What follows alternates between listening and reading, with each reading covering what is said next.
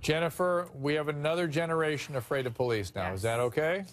Is that the goal here? Dr. Drew, I mean, it begs to be able to be said. So how do we then, as African-American people, what kind of conversation do you think we're having now at our dining room tables with our kids, with our spouses, with anyone? You know, I think it's what's interesting here. I could play it over in my mind again and again, and I wonder if the boyfriend had not been in the car, would they have just not ticketed the mom and let her go? Was it because he was an African-American male, and let's be honest, he might have looked frightening, or because we are so programmed to think that black men are criminals that I really wonder, does that add to it when it's a routine traffic stop? We've got to have a national conversation in which we can honestly and openly say how we feel, how we think, how we're processing, so we can get to some answers. And Deneen, you see both sides, right? You can understand very vividly the law enforcement side. So where are you on this?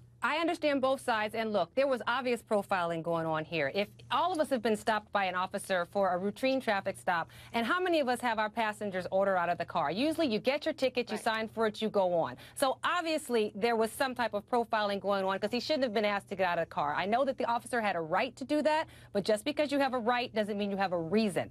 Now, secondly, you know, what the passenger needed to have done is weighed this and decided, you know what, the probability of being shot or beat up if I get out of the car right now is probably about 10%.